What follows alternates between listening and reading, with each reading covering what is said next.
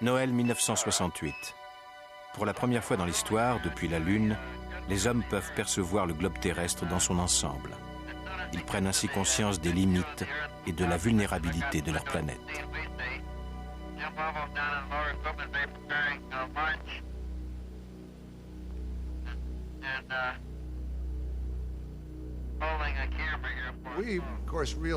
Bien sûr, nous savions ce que nous étions en train de faire et quelle était notre situation. J'ai regardé par le hublot alors que je faisais le premier tour de la Lune. J'ai placé mon pouce devant le hublot, la Terre entière disparaissait derrière mon pouce. Ça donne à réfléchir. Tout ce qu'on a connu, tous les gens qu'on aime, tous les problèmes de la Terre, tout ça derrière ce pouce. Ça montre à quel point nous sommes insignifiants sur la Terre comparé au reste de l'univers.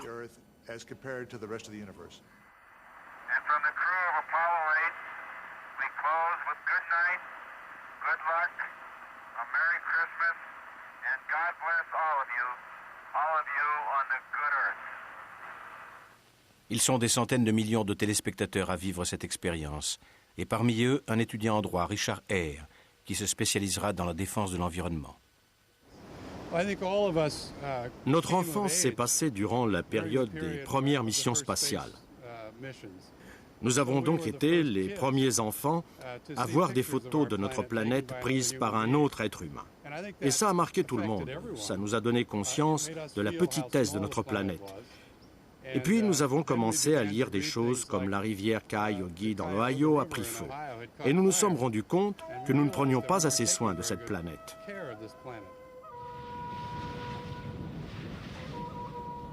À la fin des années 60, les citoyens du monde s'avisent de la fragilité de leur terre et commencent à s'en sentir responsables. L'environnement devient une cause pour certains et un enjeu pour tous.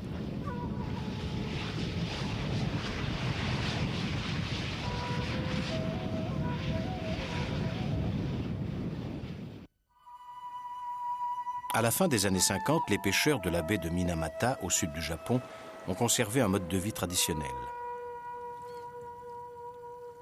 Ils vivent des produits de la mer comme leurs ancêtres depuis des générations. Ils vendent dorades, pieuvres et calamars. Et le poisson frais est leur nourriture quotidienne.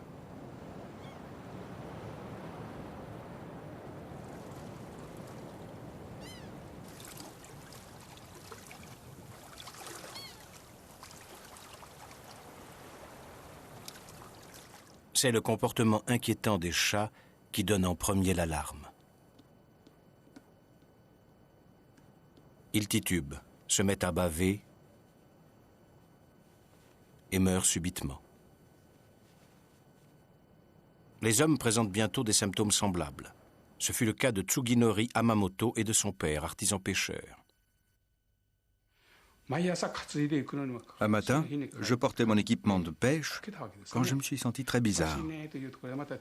J'ai trébuché et je suis tombé, laissant choir mes paniers. Je me suis dit, mais qu'est-ce qui se passe? Puis j'ai réalisé que j'étais paralysé. Mon corps tremblait et s'engourdissait. Plein de gens ont commencé à perdre le contrôle de leurs membres.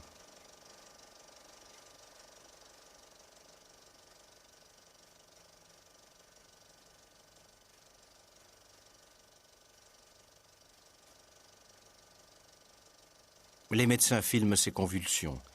Ils diagnostiquent un empoisonnement par le métal, mais ils ne s'expliquent pas ses causes. L'inquiétude augmente quand les femmes de Minamata mettent au monde des enfants gravement handicapés.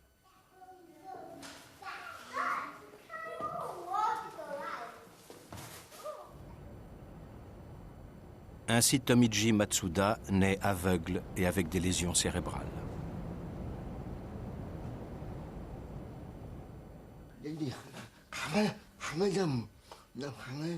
Je ne me suis jamais vraiment senti malade.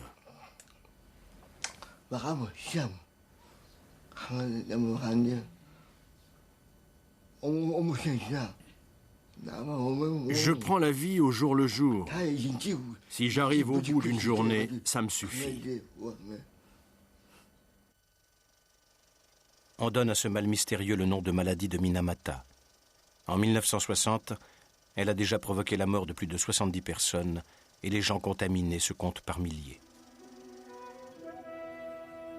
On s'avise alors que les premiers empoisonnements coïncident avec l'installation d'une usine chimique, la Shiso.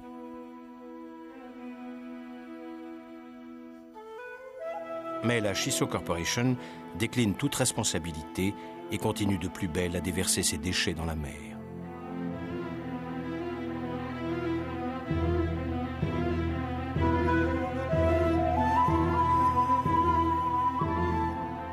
Ils contiennent du mercure. Pendant des années, des tonnes de mercure hautement toxiques ont ainsi tapissé le fond de la mer. Et les poissons ont assimilé et transmis le mercure aux consommateurs.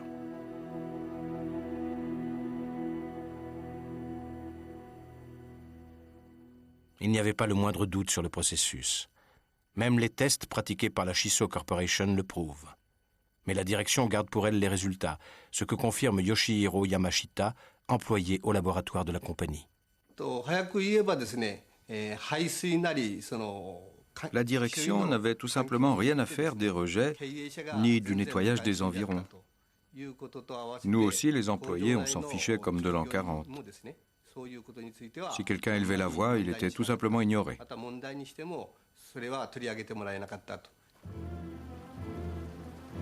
La Shiso s'obstine à vomir du mercure pendant 10 ans.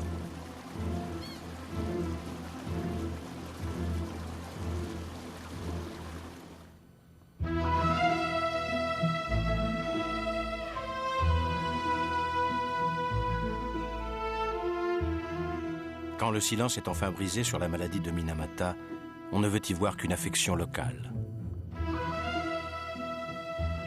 Les Japonais, comme tous les pays industriels, considèrent la pollution comme le prix à payer pour le progrès technologique. Les vapeurs de soufre et les poussières asphyxiantes sont considérées comme les maigres inconvénients du plein emploi et des salaires élevés.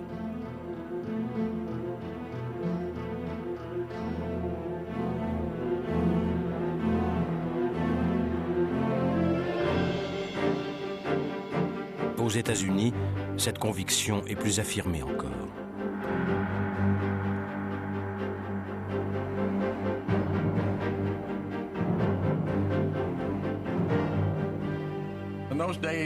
À cette époque, les dirigeants de l'usine se fichaient éperdument de la ville. C'était à fond les manettes et les fonderies au maximum. Et c'est exactement ce qui se passait. Tous les hauts fourneaux fonctionnaient, la production passait avant tout, les réclamations plus tard.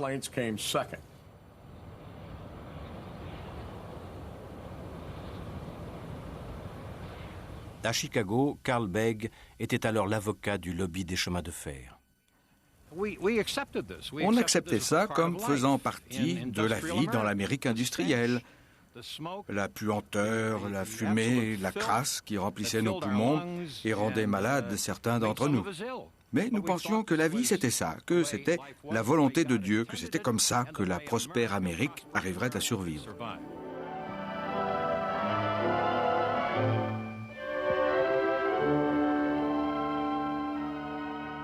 L'économie tout entière est emportée dans un cycle consommation-production.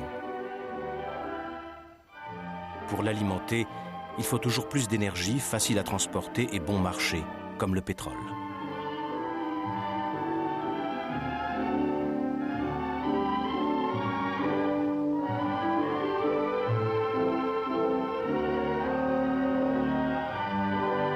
This is the American dream of freedom on wheels.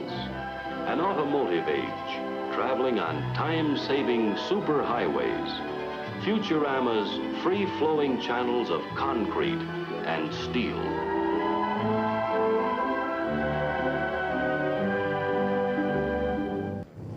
L'agriculture aussi est entraînée dans cet élan. Le progrès scientifique lui ouvre des perspectives illimitées, à commencer par la lutte contre les ennemis traditionnels grâce aux nouveaux produits chimiques.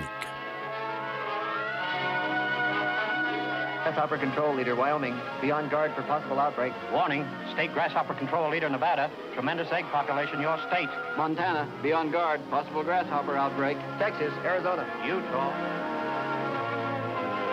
Airplanes chartered by ranchers, states, and the federal government baited millions of acres of rangeland in the most heavily infested areas, spraying insecticides that spelled death to the invaders, killing off millions and billions of hoppers. Le DDT et la gamme des insecticides sont efficaces et bon marché. Grâce à eux, les récoltes sont préservées et les rendements augmentent. Quelques voix dissonantes se font cependant entendre à la faveur d'un succès de librairie, Le Printemps silencieux, publié en 1962. Son auteur, Rachel Carson, s'inquiète des dangers du recours à des produits artificiels. I think added together, they mean that unless we do bring these chemicals under better control, we are certainly headed for disaster. Au nom de sa compétence de biologiste, Rachel Carson dénonce les illusions du progrès. Chemicals are the sinister and little recognized partners of radiation in changing the very nature of the world, the very nature of its life. These sprays, dusts, and aerosols are now applied almost universally to farms, gardens, forests, and homes. Non-selective chemicals that have the power to kill every insect, the good and the bad, to coat the leaves with a deadly film, and to linger on in soil.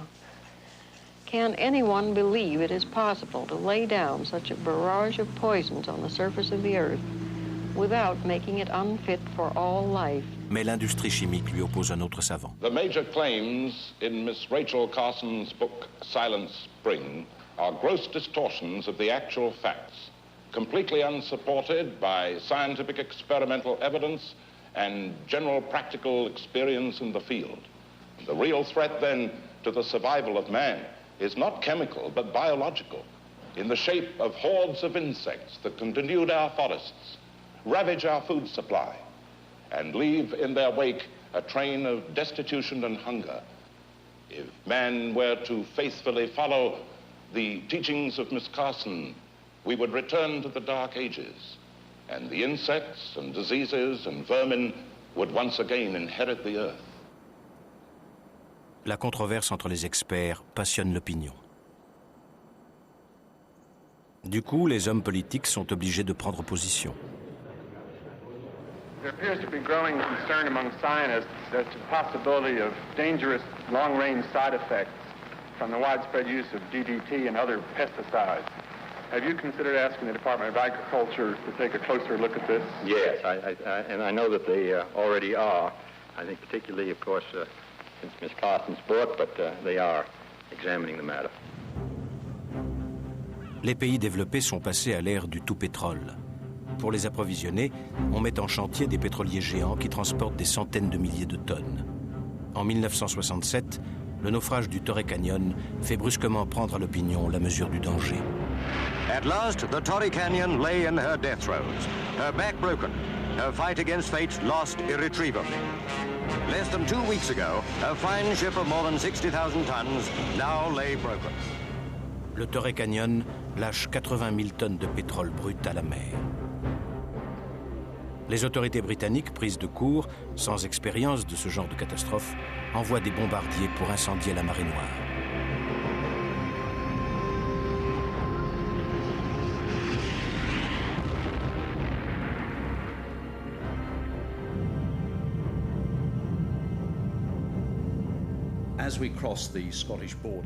En passant la frontière écossaise, on a vu au loin un énorme nuage noir qui s'élevait au moins à 10 000 mètres. En nous approchant, on s'est rendu compte que ce nuage, c'était le Torrey Canyon qui brûlait.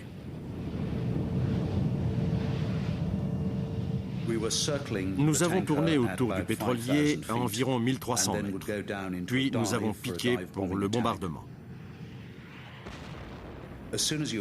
Dès qu'on avait lâché les bombes, on s'écartait. Je vois encore mes bombes toucher le pétrolier, son flanc s'ouvrir, le pont s'arracher, puis un énorme champignon de fumée et de flammes très rouges s'élever jusqu'à 300 mètres.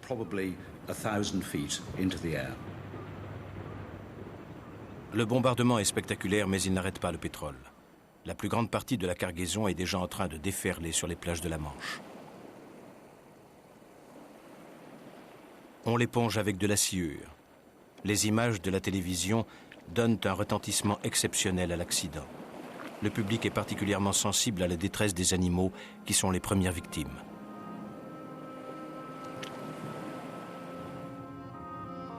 Olga Penrose est une de celles qui essaie d'arracher près de 30 000 oiseaux à la mort.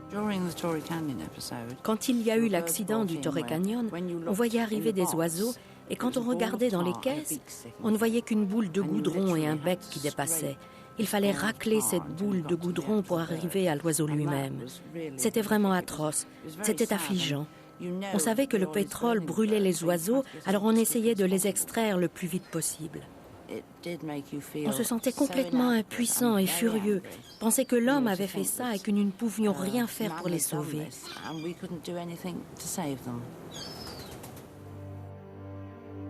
24 jours après le naufrage, la marée noire arrive sur les côtes françaises. C'est la première fois, personne n'a jamais vu ça. Pour Pierre Jagoret, c'est un choc. Ça commence d'abord par une odeur. Une soirée, après avoir terminé le travail avec d'autres amis, j'ai senti jusqu'à Lannion, à 10 km de la côte, une odeur de pétrole, quelque chose d'affreux, même qui nous étonnait, qui nous surprenait. C'était quelque chose d'inimaginable, d'impressionnant. Nous sommes tous restés là, médusés. La plage était noire.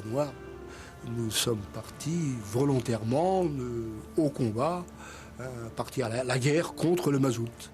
Nous voulions tous participer au nettoyage, car nous avions conscience des dégâts causés à notre côte, à l'environnement, aux oiseaux, aux poissons, au commerce, au tourisme. Maintenant, la saison touristique approchait. Et voilà tout ce que nous avions en tête. 11 ans plus tard, le naufrage de la Moco Cadiz sur la même route maritime, 2 fois plus fréquentée, montre que les leçons du Torrey Canyon n'ont pas été retenues. C'est ici que le drame a commencé. La Moco Cadiz, gouvernail cassé, a terminé sa carrière sur la côte nord de la Bretagne. Il venait du golfe Persique, plein à ras-bord de pétrole brut, 220 000 tonnes.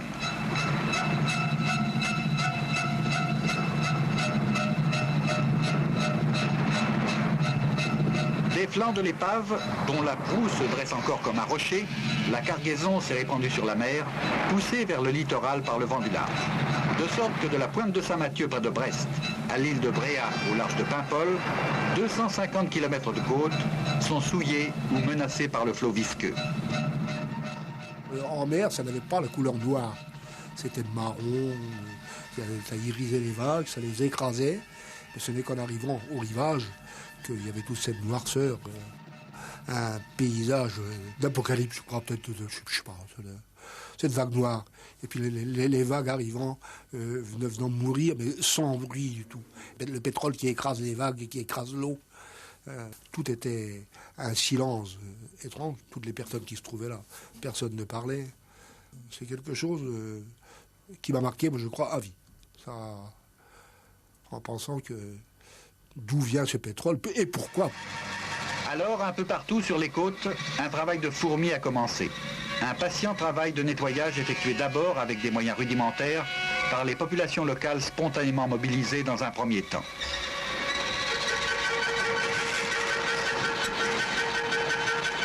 Un travail à reprendre le lendemain, car au fil des jours, les cuves du pétrolier se vidaient de leur contenu. Tout de suite, nous avons dit non, nous n'irons plus, nous n'allons pas mettre les mains dans le pétrole, c'est aux pollueurs, à ceux qui ont pollué, de payer. Et nous avons décidé, d'un commun accord, tous ensemble, à l'unanimité, d'attaquer nous-mêmes, aux États-Unis, d'attaquer la Standard Oil of Indiana, puisque c'était Shell, c'était donc la Standard, à Moco, à Chicago. Je me trouvais au 52e étage de cet immeuble en marbre de Carrare, là, de la Standard Oil. Je leur ai dit que c'était scandaleux et il est inadmissible que vos pétroliers, que vos capitalistes viennent tout nous polluer, tout saccager. Et là, nous sommes décidés à mener le combat et nous irons jusqu'au bout. Après un marathon judiciaire, la victoire des communes bretonnes fait jurisprudence. Pourtant, c'est le préjudice économique qui a été reconnu et non le gâchis écologique. On place les côtes sous surveillance électronique permanente. Au large d'Ouessant, la circulation maritime s'organise sur le principe autoroutier. Nous nous sommes battus avec ténacité et nous avons gagné. Puisque la première fois que nous avons vu que nous avions gagné sur le plan droit, pour moi, ça a été la plus grande victoire. Des agriculteurs entendaient manifester contre la décision du ministère de la Défense nationale de multiplier par 6 la surface d'un camp militaire, décision qui entraîne l'expropriation d'un certain nombre d'agriculteurs quand ce n'est pas l'abandon de hameaux entiers. On ne nous a pas encore dit qu'on devait partir, mais si vous voulez, le ministre de la Défense nationale a dit qu'il avait pris la décision d'agrandir le camp du Larzac. Mais actuellement, le camp du Larzac fait 3 000 hectares et doit être porté, d'après le projet du ministre de la Défense nationale, à 17 000 hectares, c'est-à-dire qu'on doit l'agrandir de 14 000 hectares. Au tournant des années 70, l'écologie apparaît comme un choix de société. Ceux qui défilent derrière les moutons du Larzac ou protestent contre les marées noires ne sont pas des adversaires du progrès. Ils réclament une technologie mieux maîtrisée et s'inquiètent de son coût. Aux questions posées par des jeunes inquiets, les gouvernements n'apportent pas de réponse claire. Portés par la contre-culture étudiante, les écologistes se transforment en groupe de pression, notamment aux États-Unis.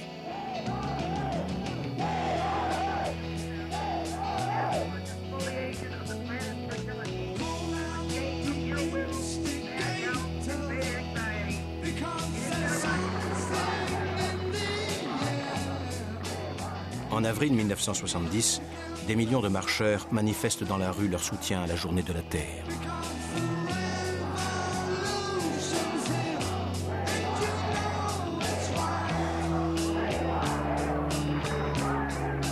À New York, ils prennent possession de la 5e avenue.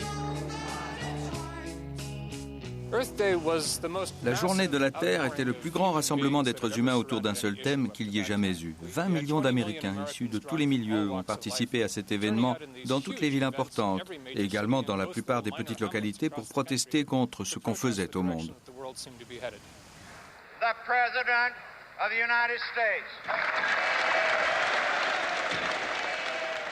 Le président Nixon répond à l'attente de l'opinion en soumettant au Congrès une loi contre la pollution de l'air.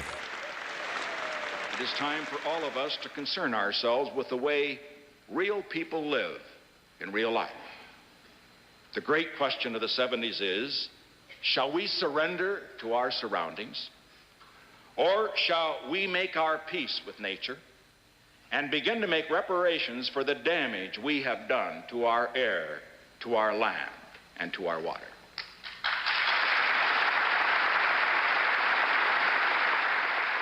Une agence fédérale pour surveiller l'environnement et lutter contre la pollution est créée. On vise spécialement les automobiles qui doivent se soumettre à une batterie de tests.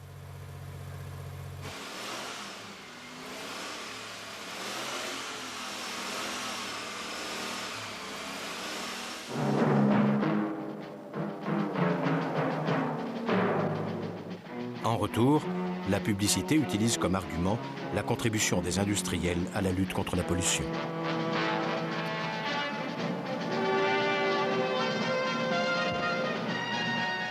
Some people have a deep, abiding respect for the natural beauty that was once this country. And some people don't. People start pollution. People can stop it.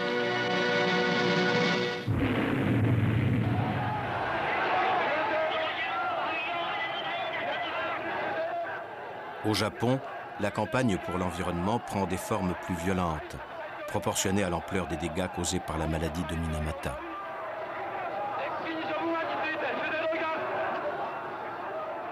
Les victimes n'hésitent pas à perturber les assemblées d'actionnaires de la Shiso.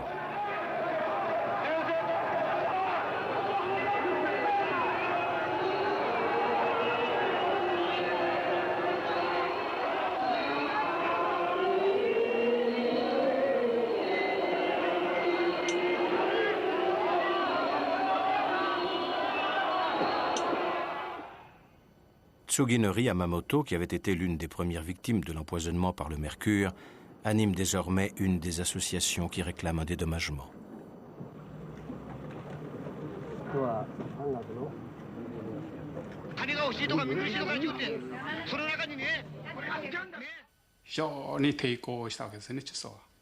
C'était très dur, malgré les docteurs qui s'occupaient de nous. Ils nous faisaient des piqûres et nous donnaient des médicaments pour nous soutenir pendant que nous négocions toute la nuit avec la Shiso.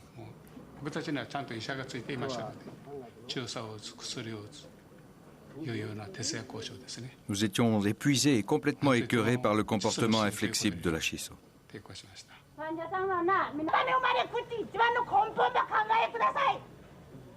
Sous la pression de l'opinion, la Shiso doit s'exécuter.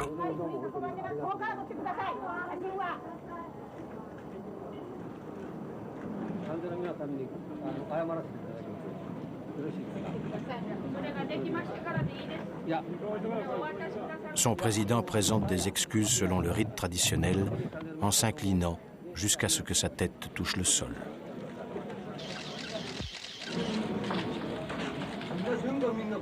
Pour un PDG japonais, il n'y a pas de plus grande humiliation.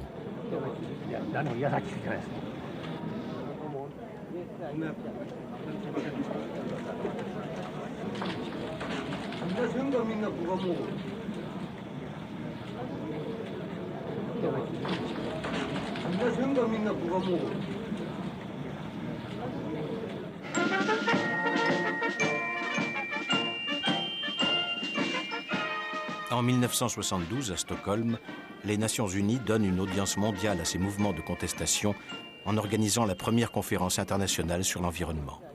100 pays y sont représentés.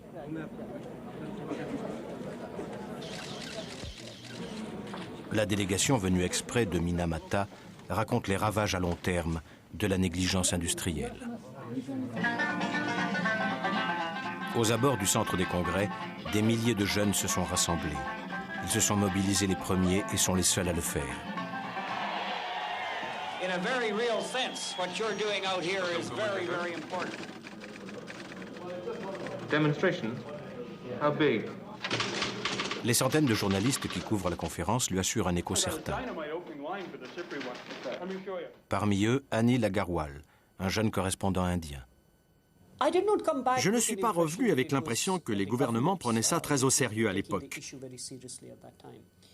En revanche, j'ai eu la très forte impression que la jeune génération en Europe prenait cela très au sérieux. Et surtout, j'ai eu l'impression qu'une nouvelle forme de démocratie émergeait.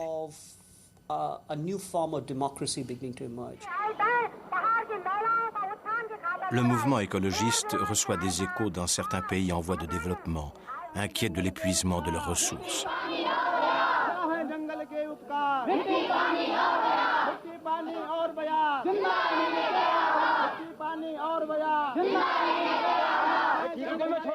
Par exemple, sur les pentes de l'Himalaya bordant le cours du Gange, les villageois lancent le mouvement Chipko, qui veut dire amoureux des arbres, pour replanter leurs terres et enrayer l'érosion et le ravinement du sol, donc l'épuisement des cultures.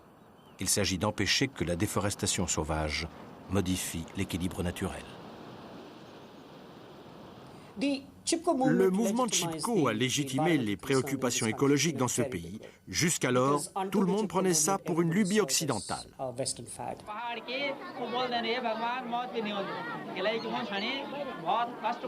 I say plant trees on war footing, and in this way you can have millions and millions of trees.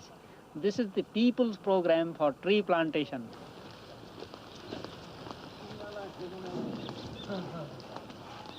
Au début des années 70, une autre forme de mobilisation apparaît, fondée sur l'intervention d'urgence.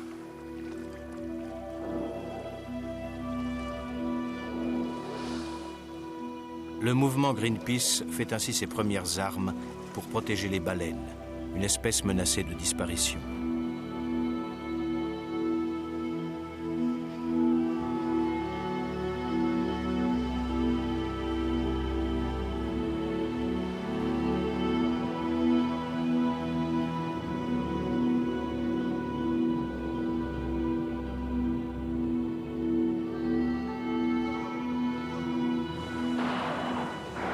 Les cargos-usines japonais, norvégiens et soviétiques en tuent jusqu'à 100 000 par an.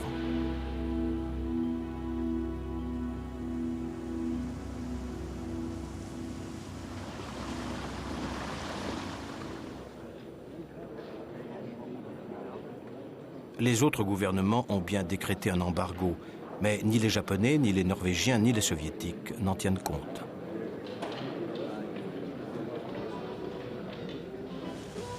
L'initiative de Greenpeace se substitue à l'impuissance des autorités.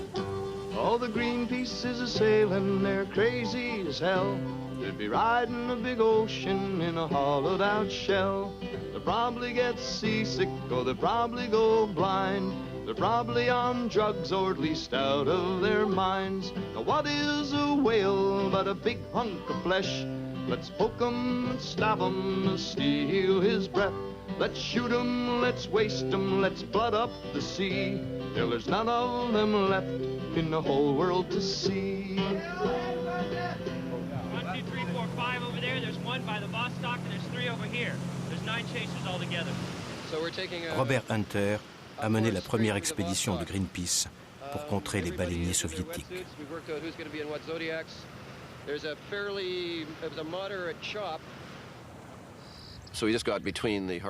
On se plaçait entre les harpons et les baleines. Notre plan, c'était de servir de bouclier pour qu'ils ne puissent pas tirer sur les baleines sans risquer de nous toucher avec les harpons à tête explosive de 125 kg et les câbles d'acier. S'ils tiraient quand même, on était vraiment en danger.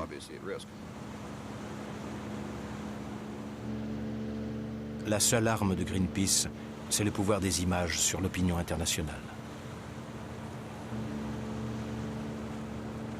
Le bateau de Hunter colle au plus près des baleines, à ses risques et périls, pour obtenir le cliché qui ferait choc.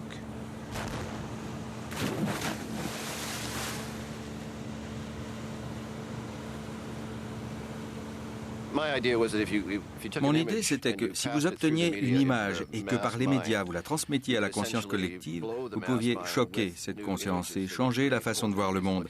Et cette image de baleineau accrochée à des baleiniers gigantesques était une vraie bombe. It's just like killing us, just like the whales killing us. Well, they're just nice creatures, they're nice. They wouldn't harm anyone, really. They're just to live. La défense de l'environnement, ce n'est pas seulement une sympathie active pour les espèces animales en voie de disparition à l'autre bout du monde. Il y a aussi des menaces tout près de chez soi.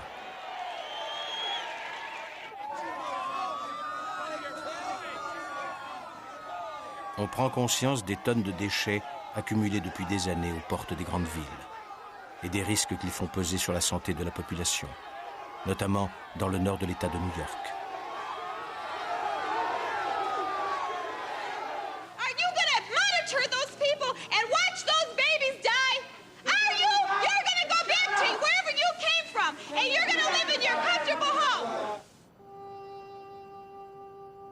Depuis 30 ans, une usine chimique a stocké 20 000 tonnes de déchets toxiques sur un terrain voisin, dans un endroit paradoxalement appelé le canal de l'amour.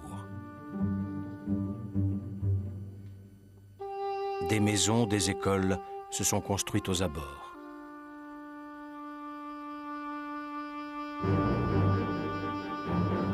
Les fûts enterrés commencent à rouiller et le poison a imprégné le sous-sol avec des conséquences sur la santé des habitants. Nous avons emménagé à Love Canal avec mon fils Michael. Il avait 1 an et une santé parfaite. Il n'avait aucun problème. En 5 ans, entre le moment où nous sommes arrivés et celui où j'ai découvert Love Canal, Michael est devenu épileptique. Il avait des crises d'épilepsie, il tombait par terre en tremblant. Il a eu une maladie du foie, une maladie du système urinaire qui a nécessité 2 opérations, un asthme grave. Il n'avait que 5 ans, mais il avait vécu 4 ans à Love Canal. Lois Gibbs constitue une association de riverains pour obliger les autorités à reloger ailleurs les propriétaires.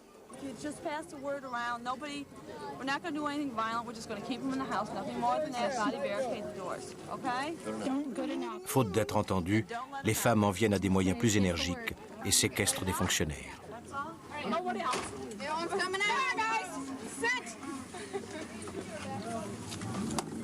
If we do not have a disaster declaration Wednesday by noon, then what they have seen here today is just a Sesame Street picnic in comparison.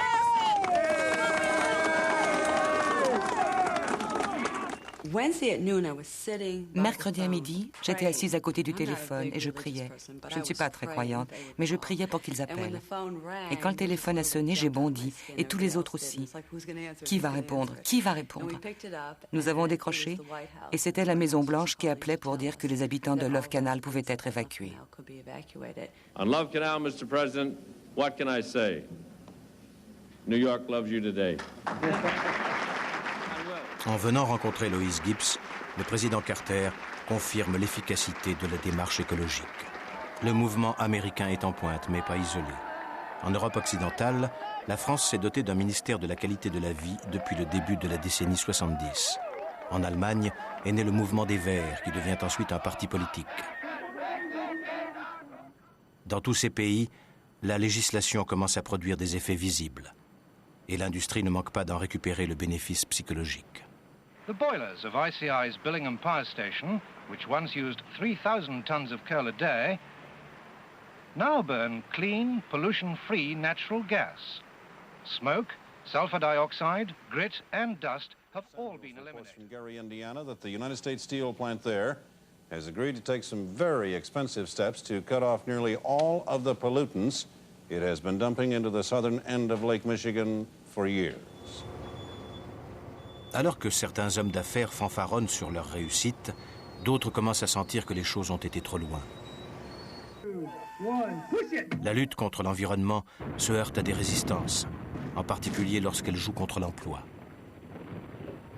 À Tacoma, au nord-ouest des États-Unis, on ferme une usine de chaudronnerie pour risque d'empoisonnement à l'arsenic dans l'atmosphère. Les centaines de travailleurs qui perdent leur emploi ne sont pas partisans des thèses écologiques. On peut résumer les choses comme ça. Les écologistes, les agences et tout ça sont arrivés. Ils ont attaqué et ça nous a coûté notre gagne-pain. Il y en a qui n'ont pas retrouvé d'emploi. Il y a des gens de la fonderie qui n'ont plus jamais travaillé depuis qu'elle a fermé. C'est malheureux quand même. Ce sentiment de déception écologiste est porté par l'état d'esprit des années 80. À la différence de ses prédécesseurs, le président Reagan marque peu de sympathie pour les écologistes. I sometimes suspect that the lobbyists for the environmental interests feel that they have to keep their constituents stirred up or they might not have jobs anymore. Le président Reagan considère que les choses sont allées beaucoup trop loin pour la défense de la nature. Well, there is environmental extremism. I don't think they'll be happy until the White House looks like a bird's nest.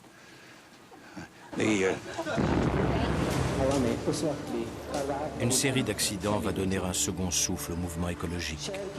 C'est d'abord la catastrophe de Bhopal, en Inde. Une nuit de 1984, l'usine de la firme Union Carbide explose. Les gaz toxiques libérés se répandent sur l'agglomération. The question which must now be asked is why was this factory allowed to be sited in such a crowded urban slum area? The residents have been protesting for a long time against it, but the local authorities did nothing. Plus de 2000 personnes sont tuées sur le coup. 20 000 deviennent aveugles ou restent handicapés. Bano Shamshad a réussi à s'échapper, mais sa famille a été décimée. Jamila, ma sœur, a emmené mon fils et ma belle-mère à l'hôpital. J'ai couru là-bas, mais quand je suis arrivée, mon enfant était mort. J'ai hurlé de douleur.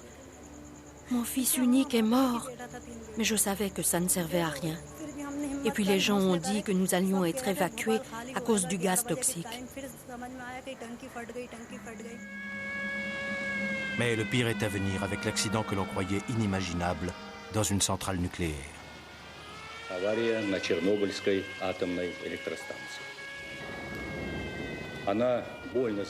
L'explosion du réacteur vétuste de Tchernobyl fait de nombreuses victimes sur le coup. Et les émissions radioactives contaminent des milliers de personnes.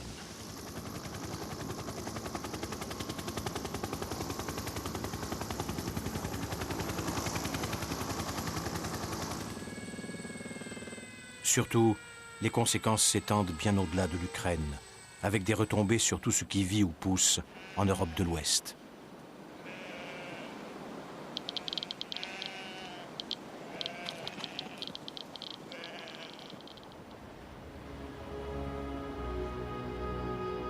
Le miracle de l'énergie abondante et sans risque se dissipe. Même l'électricité, réputée pour sa propreté, se voit remise en cause.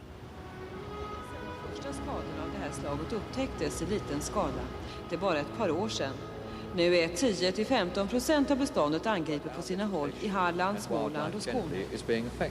In Britain, the Electricity Generating Board produces about half the sulfur dioxide disgorged into the atmosphere. This turns to acid rain. Is it worth, in the end of the day, in order to save a few fish, but it is a few fish and rather a few lakes, of the whole of Europe, spending billions of pounds and increasing the cost of electricity through the whole of Europe, 15 or 20%?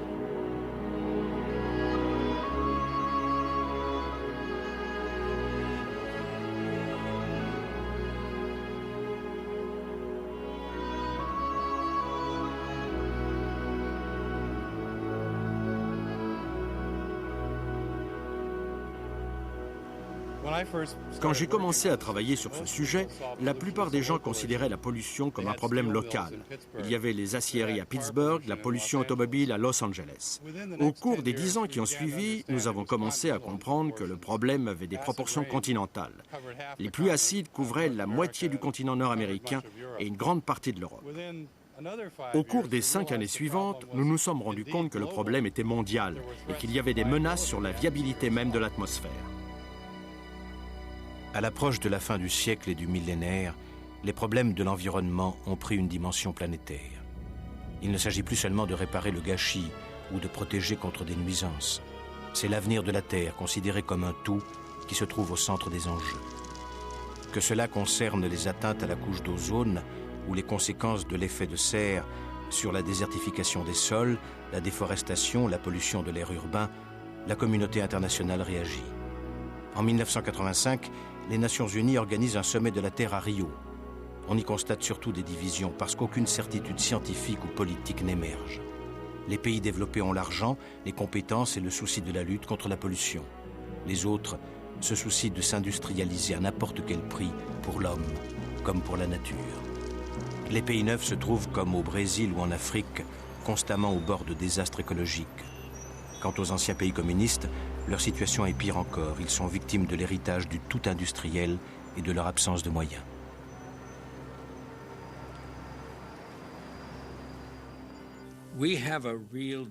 Nous sommes confrontés à un vrai dilemme. D'une part, nous n'avons aucun droit d'imposer des contraintes aux pays en développement concernant leur façon de se développer. Nous n'avons aucun droit de leur refuser à eux le droit de se développer. Mais en même temps, s'ils suivent le même modèle que nous, ça va être un désastre pour eux et pour nous. De fait, dans les pays en développement, il ne peut y avoir deux priorités. On rattrape d'abord le retard économique. Pour l'environnement, on verra plus tard.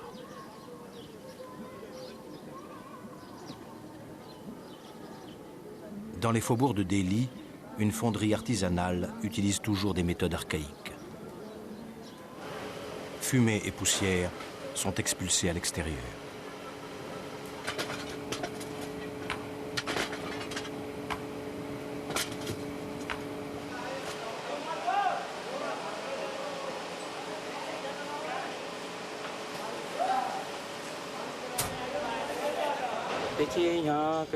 Environ 50 hommes travaillent dans cette fonderie.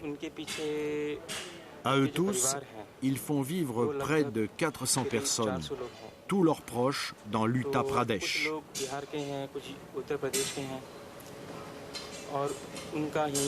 La subsistance de ces familles dépend de nous. Je suis désolé si la pollution que nous produisons abîme l'environnement. Mais il faut vous rendre compte que nous devons faire face à nos besoins.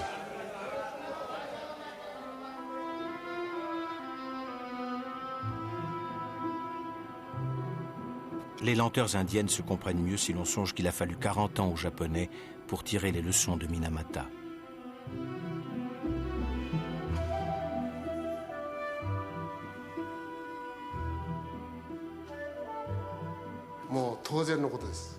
Je crois véritablement que si l'on ne protège pas la nature, nous ne pourrons pas survivre. Même si certains bénéfices doivent en pâtir, l'environnement doit passer avant tout.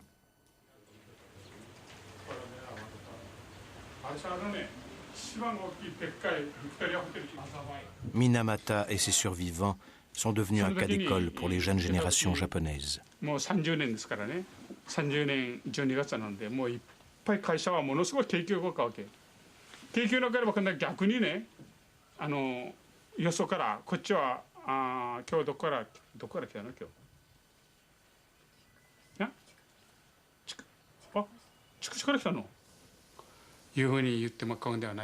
La baie de Minamata, c'était comme une mère pour nous. Maintenant, les produits chimiques l'ont tué. Alors comment nous, ces enfants, pouvons-nous survivre? Et le destin de Matsuda, l'enfant né aveugle, illustre les effets du progrès qui ne se soucie plus de l'individu.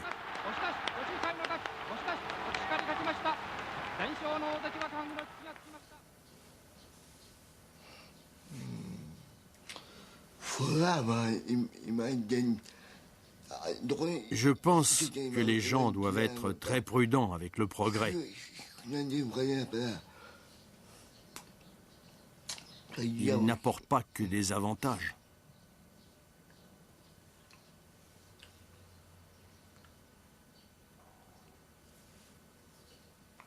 Il comporte aussi des dangers.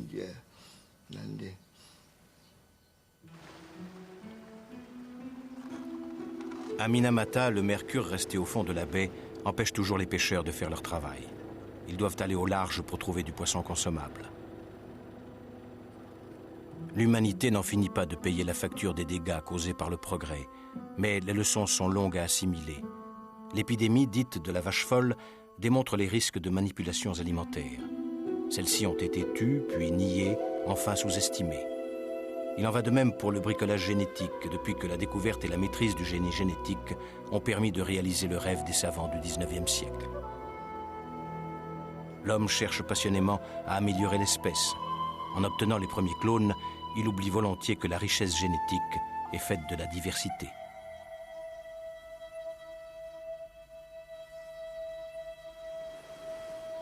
Au terme d'une longue histoire, l'humanité ne cesse de produire de la nature de façon artificielle. Mais que fera-t-elle de ces mutants ?